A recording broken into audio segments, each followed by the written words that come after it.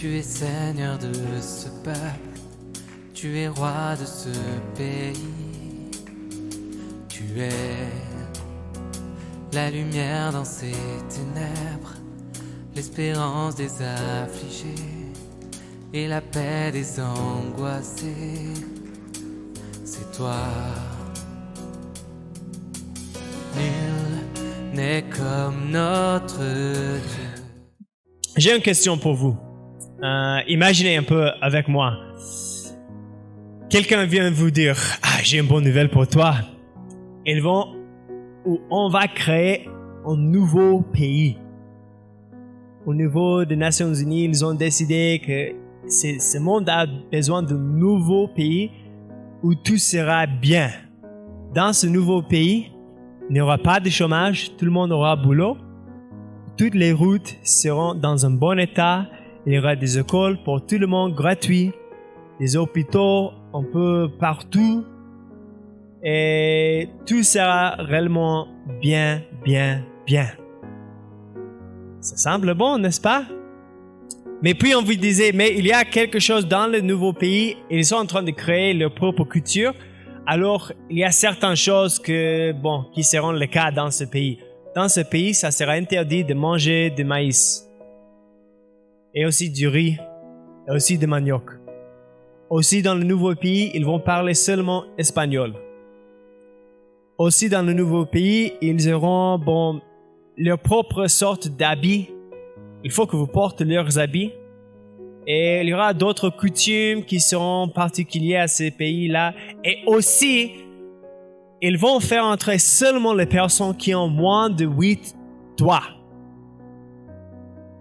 Si vous avez plus de 8 doigts, vous n'êtes pas admis dans ce pays. Comme citoyen, bien sûr, vous pouvez y aller comme visiteur, mais pour être citoyen et alors avoir le boulot et toutes ces bonnes choses dont je vous ai parlé, il faut que vous ayez moins de 8 doigts.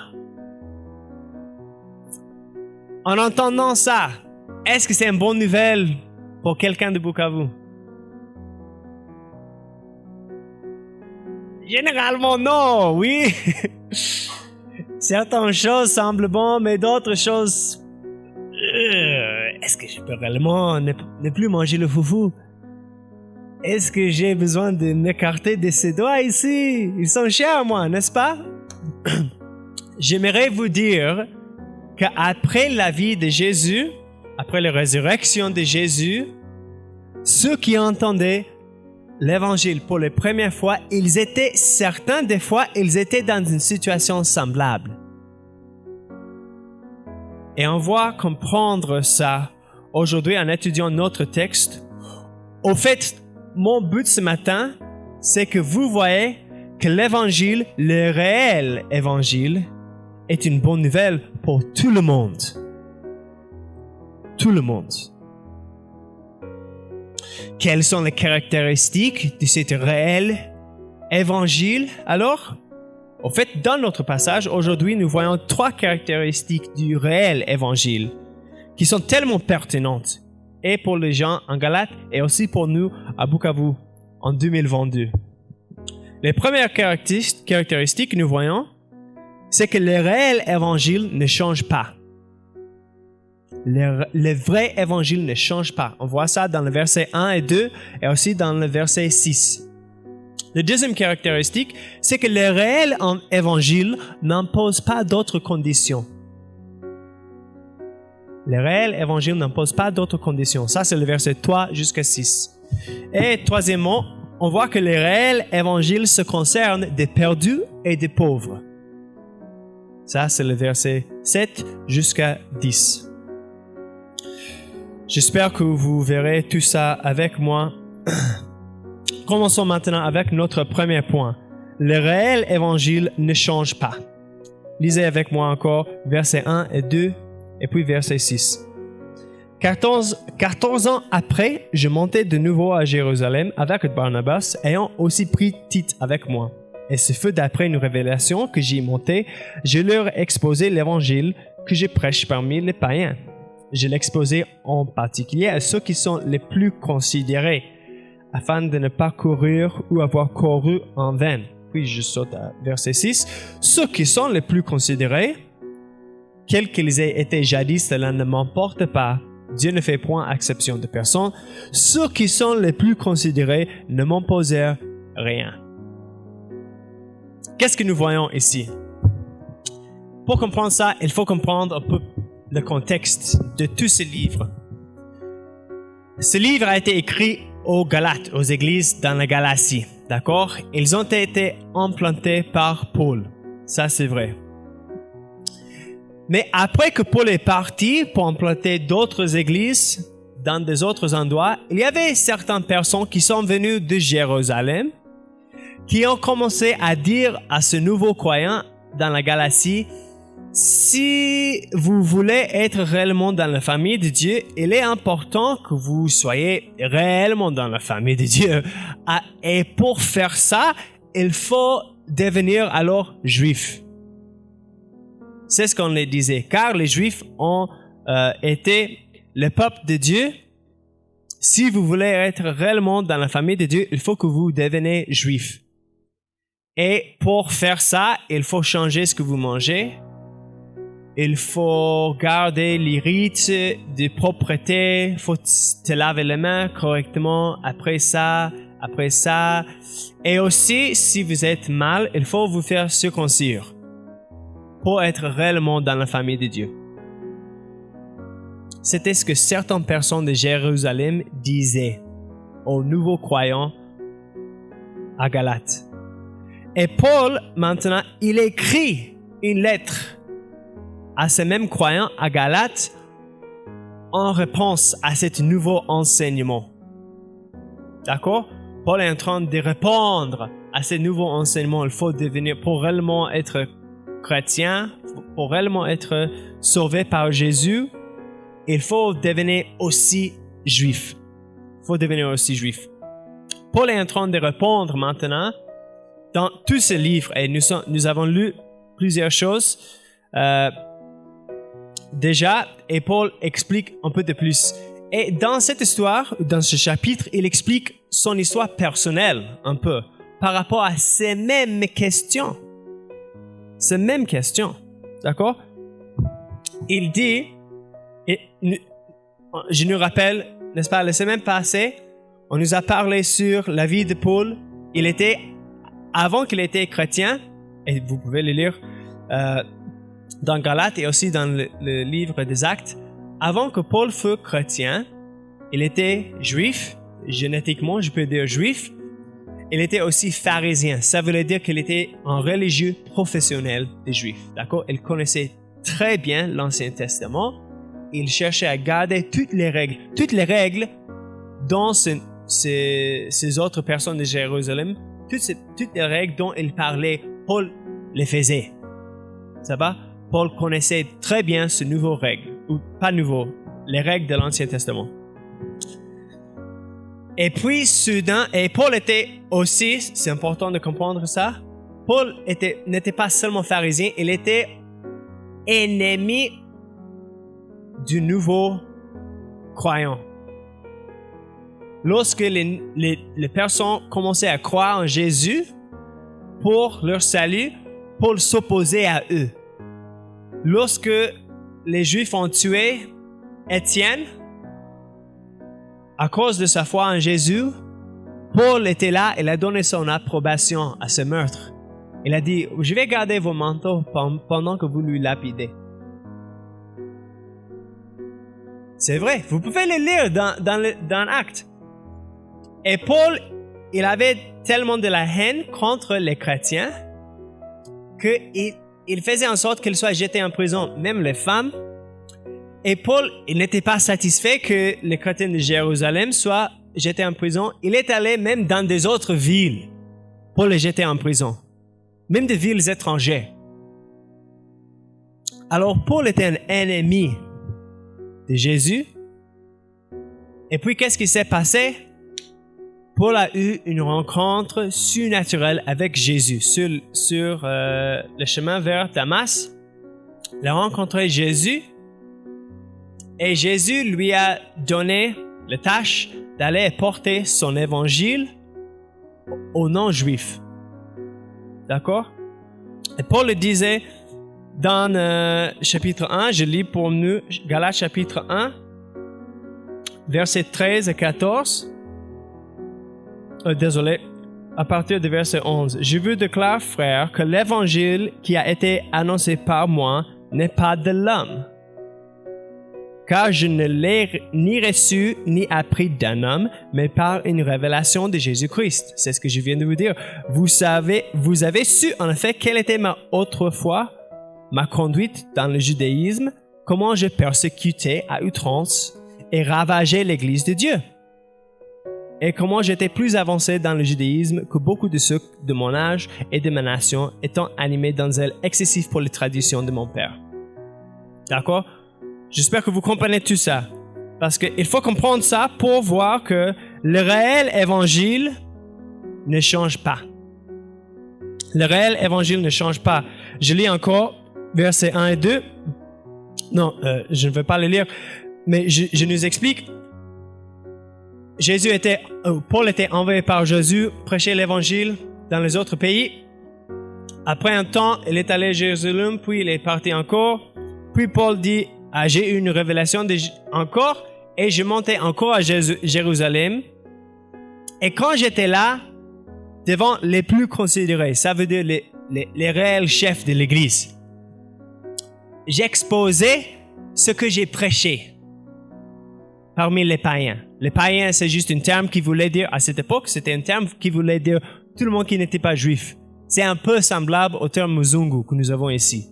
Les Muzungu, c'est tous ceux qui ne sont pas africains, n'est-ce pas? Ce n'est pas important. Si je suis chinois, je suis Muzungu. Si je suis américain, je suis Muzungu. Si je suis arabe, je suis Muzungu. C'est un peu comme ça le sens de païen. Tous ceux qui n'étaient pas juifs sont des païens.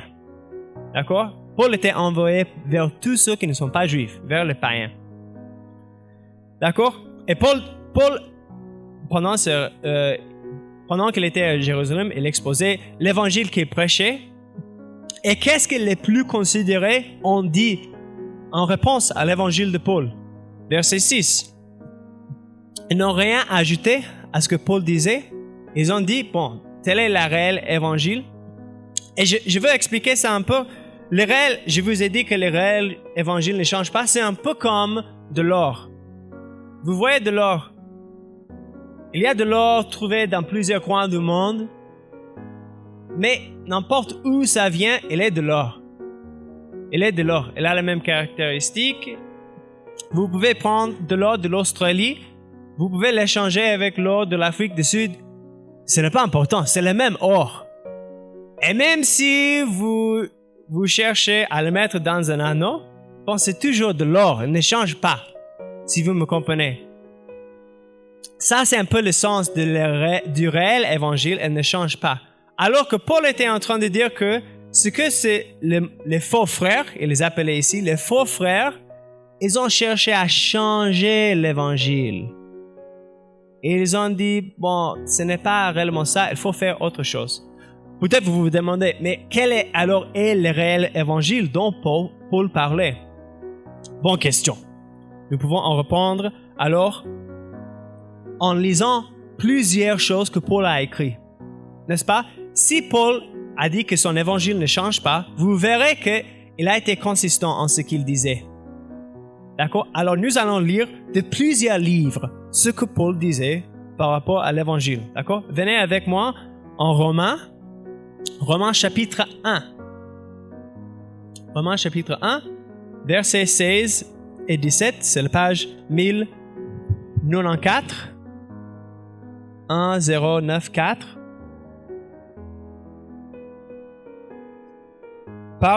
Paul a dit ici, « Car je n'ai point honte de l'évangile. C'est une puissance de Dieu pour le salut de quiconque croit. Du juif premièrement, puis du grec, parce qu'en lui, en Jésus, est révélée la justice de Dieu par la foi et pour la foi, selon qu'il est écrit, le juste vivra par la foi. » D'accord? Lisons maintenant 1 Corinthiens, chapitre 15. 1 Corinthiens, chapitre 15, versets 1 à 4. Ça, c'est page 1122. 11, 23. 1 Corinthiens chapitre 15, verset 1 jusqu'à 4. Je vous rappelle, frères, l'évangile que je vous ai annoncé, que vous avez reçu, dans lequel vous avez persévéré et par lequel vous êtes sauvés. Si vous le retenez tel que je vous l'ai annoncé, autrement vous aurez cru en vain. Je vous ai enseigné avant tout, comme je l'avais aussi reçu, que Christ est mort pour nos péchés, selon les Écritures, qu'il a été enseveli et qu'il est ressuscité le troisième jour, selon les Écritures. Lisons maintenant alors en Galates, chapitre 2, mais verset 16.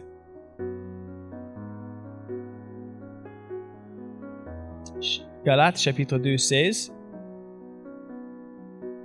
Néanmoins, sachant que ce n'est pas par les œuvres de la loi que l'homme est justifié, mais par la foi en Jésus-Christ.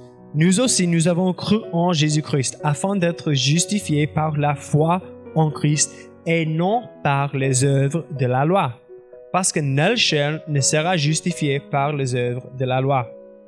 Lisons maintenant alors Ephésiens chapitre 2, 8 et 9, c'est juste quelques pages à droite. Page 11, 44. Paul dit ici, dans Ephésiens 2, 8 et 9, « Car c'est par la grâce que vous êtes sauvés par le moyen de la foi. Et cela ne vient pas de vous, c'est le don de Dieu. Ce n'est point par les œuvres, afin que personne ne se glorifie. » Quel alors est l'évangile de Paul? C'est simple. L'évangile de Paul est très simple. C'est que les hommes, juifs ou non, peuvent être sauvés par leur foi en Jésus. Simple, point barre, c'est ça l'évangile de Paul. En quoi est-ce que ça c'est différent? Je vais vous expliquer un peu combien cela est différent de ce que les gens pensaient. En cette époque-là, il y a 2000 ans, les gens avaient tendance à penser au Dieu comme ça. Ils pensaient que Dieu était généralement en colère contre eux. Et pour lui apaiser, il faut quoi? Sacrifice. N'est-ce pas? Il faut faire un sacrifice quelconque. Vous verrez ça presque partout dans la culture même du monde. Les êtres humains ont tous cette idée. Il faut faire un sacrifice. Nous n'avons pas fait bien. Tout le monde était d'accord avec ça. Mais les chrétiens, il y avait peut-être une diversité. Comment faire le sacrifice? Quoi sacrifier? En quelles circonstances? Qu'est-ce qui a rendu Dieu fâché? Mais les chrétiens sont venus et ils ont dit quelque chose de différent. Ils ont dit que ce n'est pas pour nous de faire le sacrifice. J'espère que vous comprenez ça. Les chrétiens disaient que Dieu lui-même s'est donné en sacrifice. Ce n'est pas pour nous les êtres humains de donner les sacrifices. Dieu a fait le sacrifice de lui-même. Et nous pouvons alors bénéficier en mettant notre foi en Jésus, qui est Dieu, qui est le Fils de Dieu, qui s'est donné sur la croix pour prendre le châtiment que nous méritions. Cela est tellement différent. Et c'est aussi différent de ce que les Juifs pensaient. Les Juifs pensaient, soit il faut que nous fassions les sacrifices au temple, soit de toute façon, si nous pouvons garder toutes les règles, nous n'aurons pas besoin de faire les sacrifices. N'est-ce pas? Si je mange ce que je devrais manger, mais je ne mange pas les choses sales, et si je me lave les mains correctement, et si je fais A, B, C jusqu'à Z, au fait, il y avait plus de 107 règles dans l'Ancien Testament. Il faut les tous garder. On avait l'idée que si je gardais toutes ces règles, alors je vais plaire à Dieu. Et Paul disait, ce n'est pas par les œuvres de la loi, ce n'est pas en gardant les règles que nulle personne sera justifiée devant Dieu. Seulement la foi en Jésus peut nous justifier. Et si tel est le cas, cela ne changera pas. Parce que Jésus s'est donné déjà, il ne peut pas se dédonner. La bonne nouvelle en soi, c'est qu'il n'est plus pour nous à nous régler avec Dieu. Tout ce qui est nécessaire à faire, Dieu l'a fait. Et ça, c'est une très bonne nouvelle. N'est-ce pas? Il n'est plus pour nous à être assez saints pour être en bon terme avec Dieu. C'est une très, très bonne nouvelle. Et cela ne change pas parce qu'il est basé sur ce que Jésus a fait. D'accord? Ma deuxième point ce matin, c'est que l'Évangile n'impose pas d'autres conditions. Ça découle, n'est-ce pas, de ce que je vous ai déjà dit. Lisez avec moi, alors, versets 3 jusqu'à 6. Vous le verrez. Galates chapitre 2, versets 3 jusqu'à 6. Mais Tite, qui était avec moi et qui était grec, ne fut pas même contraint de se faire circoncire. Et cela à cause des faux frères qui s'étaient furtivement introduits et glissés parmi nous pour épier la liberté que nous avons en Jésus-Christ avec l'intention de nous asservir. Nous ne leur cédons pas un instant et nous résistâmes à leurs exigences, afin que la vérité de l'Évangile soit maintenue parmi vous. Ceux qui sont les plus considérés, quels qu'ils aient été jadis, cela ne m'importe pas. Dieu ne fait point exception de personne. Ceux qui sont les plus considérés ne m'imposèrent rien. Ils n'ont rien ajouté. Ils ont dit que l'Évangile de Paul, c'est tout ce qu'il faut. C'est tout ce qu'il faut. C'est comme si vous préparez le foufou de maïs. Qu'est-ce qu'il faut pour avoir le foufou de maïs? Il y a 2 ingrédients, n'est-ce pas? Le maïs et le l'eau. Est-ce qu'il faut ajouter autre chose? Non, n'ajoutez rien d'autre. Si vous commencez à ajouter autre chose, peut-être vous n'avez plus le foufou de maïs, n'est-ce pas? C'est un peu comme ça. Les plus considérés, ils n'ont rien ajouté à Paul. Ils ont dit, bon, ça c'est correct, d'accord? Le réel évangile n'impose pas d'autres conditions, sauf la foi en Jésus. C'est tout ce qui est nécessaire, d'accord? Et il y a de bons résultats de ça, n'est-ce pas? Qu'est-ce que nous avons vu dans le verset 3? Tite, qui était grec, ne fut pas contraint de se faire circoncire. Tite était grec, alors il n'était pas juif, d'accord? Et certains, ses faux frères, ils étaient en train de dire, pour qu'il soit chrétien, pour qu'il soit dans la famille de Dieu, il faut qu'il soit circoncis. Et ça a été rejeté ici. C'est une bonne nouvelle.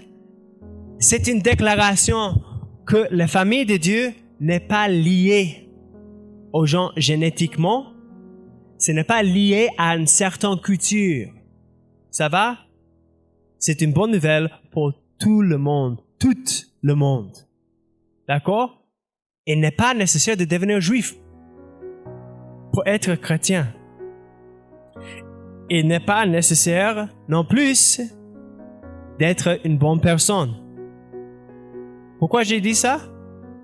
Bon, je fais référence à Paul, n'est-ce pas?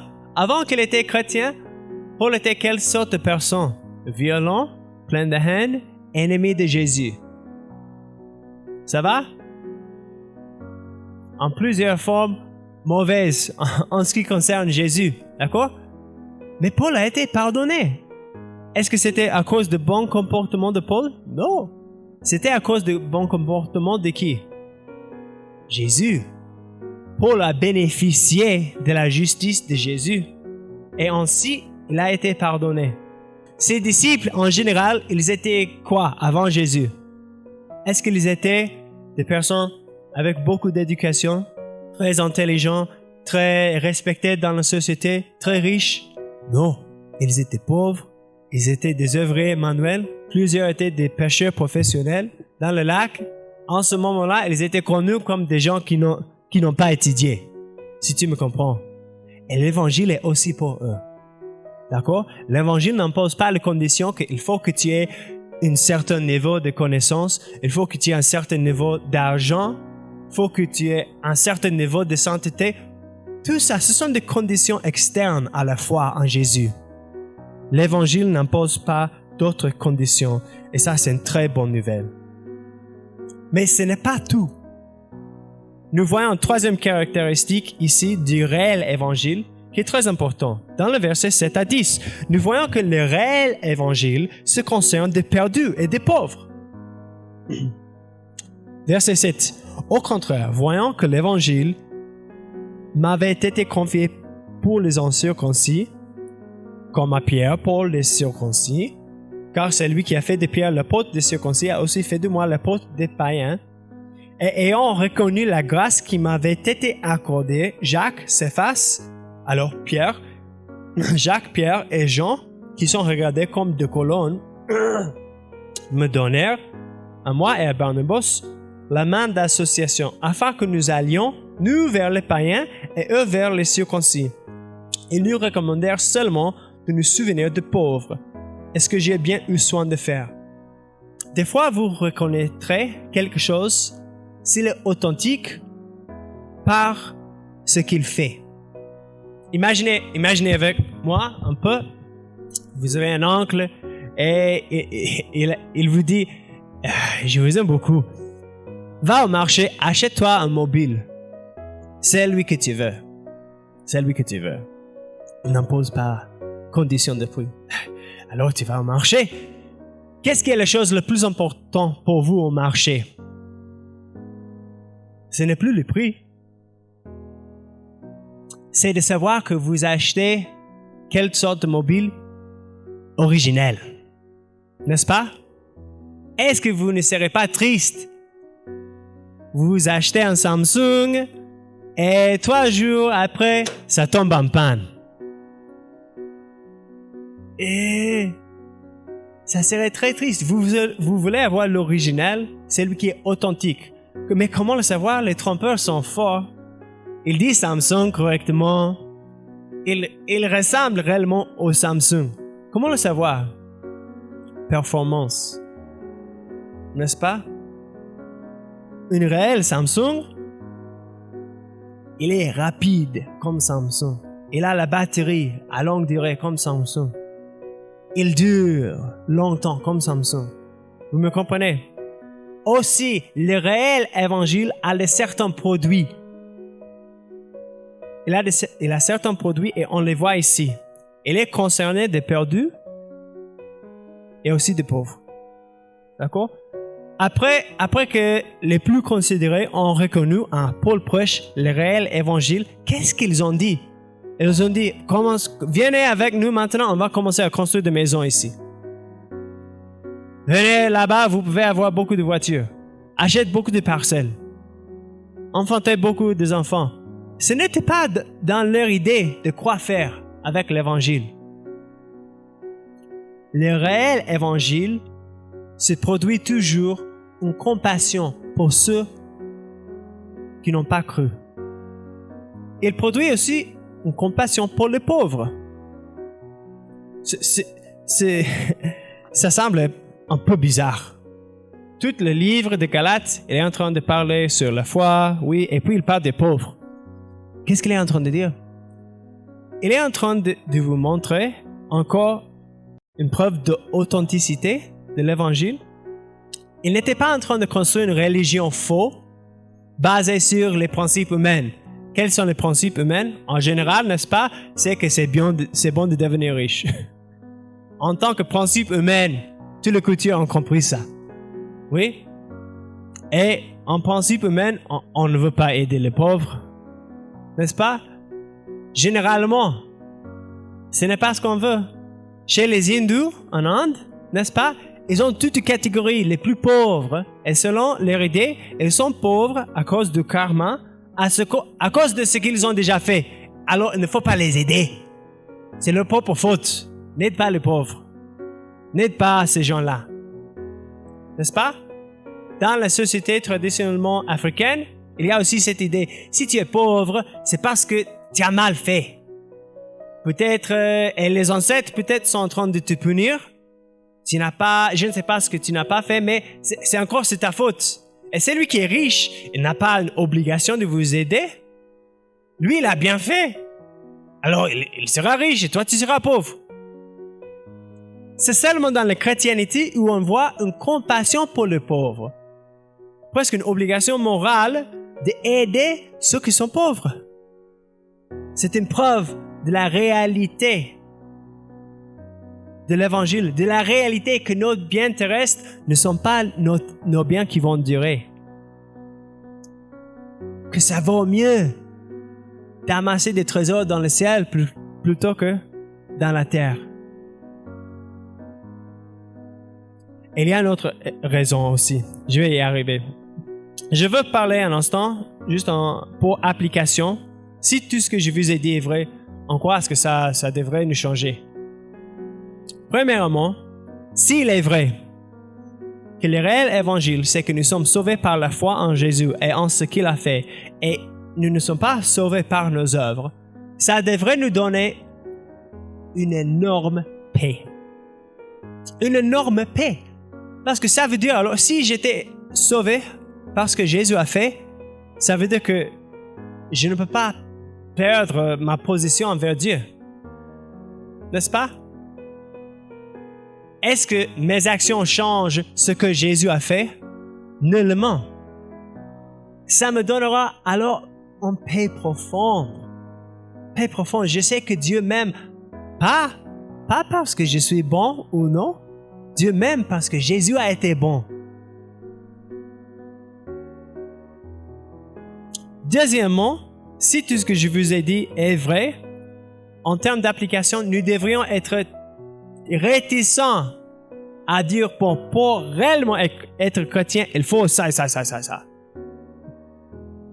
Paul a dit non, la foi seule suffit. La foi seule suffit. Des temps, vous entendrez des gens en train de dire, bon, si quelqu'un fait ce péché, il ne peut pas être réellement chrétien. Si la personne s'habille comme ça, elle ne peut pas être réellement chrétienne. Si la personne est de ce parti politique, si la personne croit sur les langues et les dons de prophétie comme ça, elle ne peut pas être chrétien. Ou il peut être chrétien. Si la personne a cette croyance sur, je ne sais pas, le fin du monde, elle ne peut pas être chrétien. Paul dit non à tout ça. La foi seule suffit. La foi seule suffit. Troisièmement, nous devrions avoir et même chercher d'accueillir les gens de différentes ethnies, différentes tribus, différents pays, parce que l'Évangile accepte tout le monde. Tout le monde. Il n'est pas nécessaire de créer notre propre culture pour être sauvé. Ça va? Il sera le cas au ciel qu'il y a des représentants de chaque tribu, chaque langue. Tel sera le cas. C'est la destinée de l'Église. Alors, aujourd'hui, nous devrions aussi refléter ça. Il devrait être le cas que nous avons des gens de diverses tribus dans une même église. On ne devrait jamais dire, bon, celui-là, il est de ces collines. Je ne veux pas le voir à l'église. Vous êtes en train de dire quoi? Alors, pour être dans la famille de Dieu, il faut que quelqu'un soit d'une certaine tribu? Attention, vous êtes en train d'ajouter. Attention.